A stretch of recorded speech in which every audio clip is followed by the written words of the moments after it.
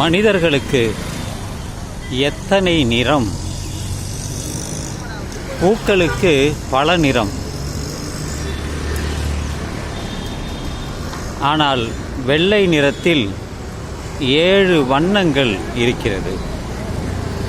மனிதர்களில் எத்தனை நிறம் என்றால் 3. ஒன்று கருப்பு, மற்றொன்று வெள்ளை, மூன்றாவதாக இருப்பது இரண்டுக்கும் இடைப்பட்ட சிகப்பு நிறம்.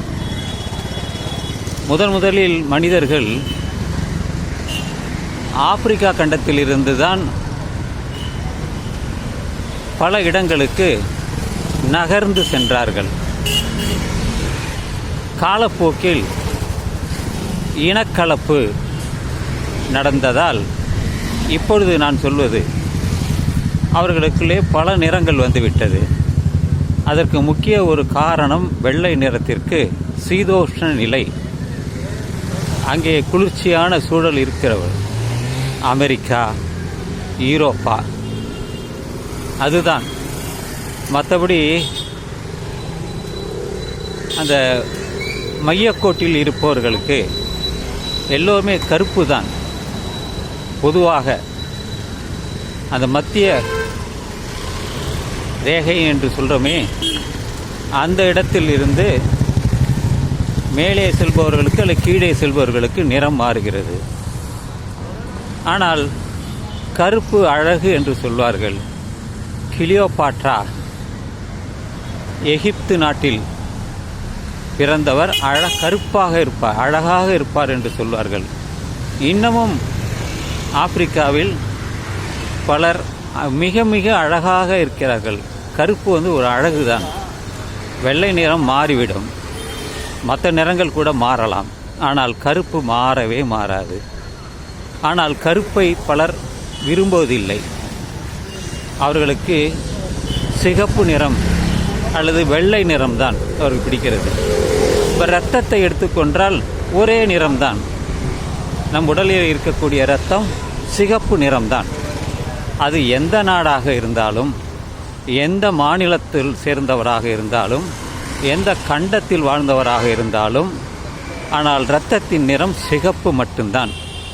அதனால்தான் என்னவோ சில கட்சிகள் சிகப்பையும் கருப்பையும் எடுத்துக்கொண்டார்கள். அது பெரும்பாலும் தமிழ்நாட்டில்தான். உடை அணிபவர்கள் அவர்களுக்கு மதம் சார்ந்தவராக இருக்கும்போது அவர்களுடைய நிறங்கள் மாறுகிறது. சிலர் காவி அணிகிறார்கள், சிலர் வெள்ளை நிறம் அணிகிறார்கள். பெரும்பாலும் இந்த 2 நிறங்கள் தான். மற்றவர்கள் இந்த நிறம் என்று அவர்கள் தேர்ந்தெடுக்கவில்லை. அதனால்தான் மனிதர்களிலே 3 நிறங்கள் தான். கெமிலியான் என்று சொல்லக்கூடிய ஒரு ஓணான், அது நிறம் மாறிக்கொண்டே இருக்கும். அது எந்த இடத்தில் இருக்கிறதோ அதுக்கு தகுந்தாப்புல மாற்றிக்கொள்ளும்.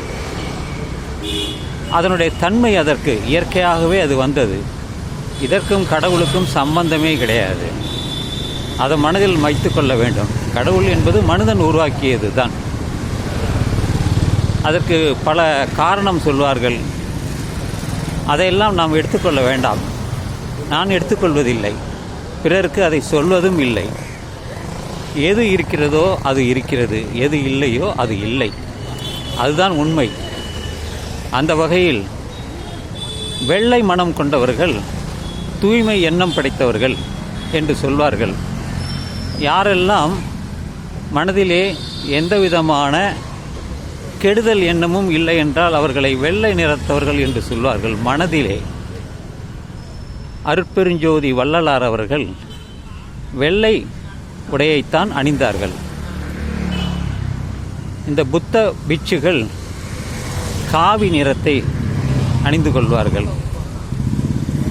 இந்த சமணர்களோ வெள்ளை நிறத்தைத்தான் தேர்ந்தெடுத்துக் கொள்கிறார்கள். எனவே இந்த உடை, தோல் நிறம் எல்லாம் மனிதன் காலப்போக்கில் மாறிவிட்டது.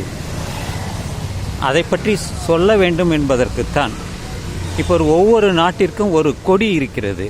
ஃப்ளாக், அதுவும் அந்த நாட்டுக்கு தகுந்தாற் போல இருக்கிறது. பலவிதமான எண்ணங்கள், நிறங்கள். சிகப்பு என்றாலே அங்கே எதிர்ப்பு, கம்யூனிசம். அவர்கள் சிகப்பு நிறத்தைத்தான் எடுத்துக்கொள்வார்கள்.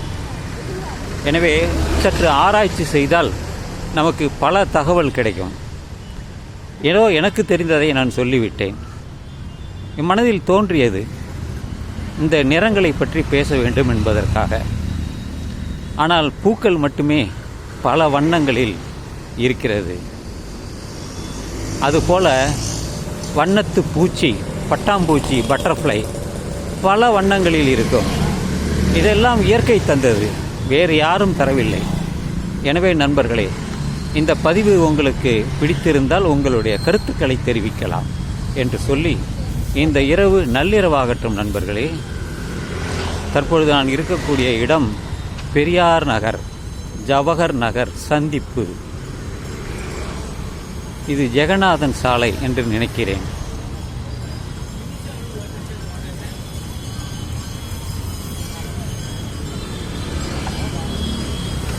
இங்கேதான் ஒரு சிவா விஷ்ணு கோயில் இருக்கிறது. அங்கே சந்திப்பதாக ஒரு நண்பரை வர சொல்லியிருந்தேன். அவருக்காகத்தான் காத்திருக்கிறேன்.